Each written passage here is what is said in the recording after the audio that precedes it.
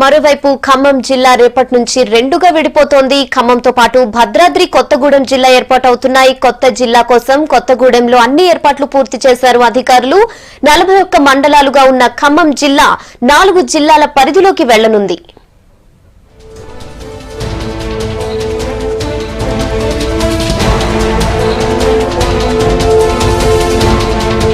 ఖమ్మం జిల్లా ఏర్పడిన 63 ఏళ్ల తర్వాత జిల్లా విభజన జరుగుతోంది. కాకతీయుల కాలం నుంచి వరంగల్ జిల్లాలో అంతర్భాగంగా ఉన్న ఖమ్మం, మదిర, ఇల్లందు, బూర్గంపాడు, పాల్వంచ రెవెన్యూ డివిజన్లను 1953లో ఖమ్మం జిల్లాగా చేశారు. తర్వాత తూర్పుగోదావరి జిల్లాలో ఉన్న భద్రాచలం, అశ్వారావుపేట, వెంకటాపురం రెవెన్యూ డివిజన్లను కూడా 1959లో ఖమ్మం జిల్లాలో విలీనం చేశారు. 46 మండలాలు, 4 రెవెన్యూ డివిజన్లు కలిగిన ఖమ్మం జిల్లా సుదీర్ఘ కాలం పాటు కొనసాగింది.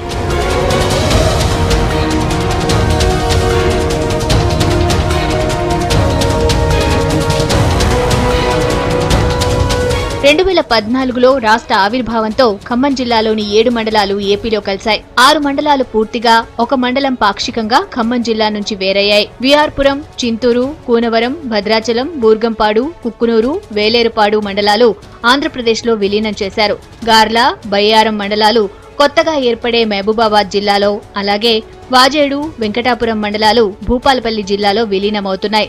41 మండలాలతో ఉన్న ఖమ్మం జిల్లా 4 జిల్లాల్లోకి వెళ్లింది. ఒకవైపు పారిశ్రామికంగా విద్యుత్ ఉత్పాదన స్తోమత పెంచుకోవటం, గోదావరి జలాల్ని ఈ జిల్లాలోకి పట్టడం, దాని ద్వారా ఈ జిల్లాలో ఉన్న సాగుకు అర్హత ఉన్న ప్రతి ఒక్క ఎకరాకి నీళ్లు అందించే బాధ్యత తీసుకొని ముఖ్యమంత్రి గారు ఆ ప్రోగ్రాం చేస్తా ఉన్నారు. ఇవే కాకుండా కొత్తగూడెం స్కూల్ ఆఫ్ మైనింగ్ ని ఒక మైనింగ్ స్పెషలైజ్డ్ యూనివర్సిటీగా చేయడానికి, దాంతోపాటు ఈ ప్రాంతానికి రాకపోకలు బాగా ఉండాలని చెప్పే ఆలోచనతోని, పర్యాటకం బాగా పెంపొందించాలని చెప్పే ఆలోచనతోని ఈ ప్రాంతంలో విమానాశ్రయం ఇప్పటికే గ్రీన్ సిగ్నల్ రావడం జరిగింది. కొత్త జిల్లాగా ఏర్పడే కొత్తగూడానికి ప్రత్యేక గుర్తింపు ఉంది. 1969 నుంచి పారిశ్రామికంగా ఎదుగుతోంది. సింగరేణి, కేటీపీసీ, స్పాంజ్ ఐరన్ లాంటి పరిశ్రమలతో ఇండస్ట్రియల్ కారిడార్ గా ప్రత్యేక గుర్తింపు ఉంది. మొదట 18 మండలాలతో ఏర్పాటయ్యే ఈ జిల్లాలో మరో 4 కలుస్తాయి. దీంతో కొత్తగూడెం జిల్లాలో మండలాల సంఖ్య 22కు చేరుతోంది. కొత్తగా సుజాతానగర్, చుంచుపల్లి, లక్ష్మీదేవిపల్లి, అన్నపురెడ్డిపల్లి మండలాలు ఏర్పాటవుతున్నాయి. కొత్త జిల్లా కొత్తగూడానికి రెవెన్యూ భారీగానే ఉంటుంది.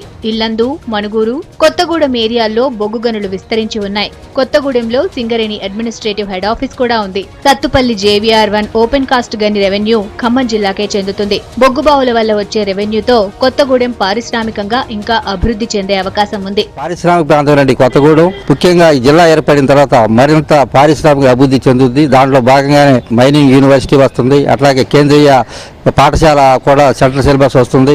అనేకమైనటువంటి ప్రాజెక్టులు కొత్త వస్తున్నాయి. కొత్తగూడెం జిల్లానే అన్ని రకాలుగా ఖనిజ సంపద, అటవీ సంపద, అట్లాగే గోదావరి జలాలు అన్నిటి కూడా మనం సమృద్ధిగా ఉన్నటువంటి జిల్లా ఇది. రాష్ట్రంలో గిరిజనులు ఎక్కువగా ఉన్న జిల్లాల్లో ఒకటిగా కొత్తగూడెం నిలుస్తుంది. ఇక్కడ 2,90,000 మంది గిరిజనులు ఉన్నారు. ఖమ్మం జిల్లాలో 2 లక్షల మంది గిరిజనులు ఉండటంతో ఖమ్మం, ఎన్కూరు లేదా మూలపోచారంలో ITDAను ఏర్పాటు చేస్తారు. ఖమ్మాన్ని 2 ఏళ్ల క్రితమే పోలీస్ కమిషనరేట్ చేయాలనే ప్రతిపాదన ఉన్నా దాన్ని పట్టించుకోలేదు.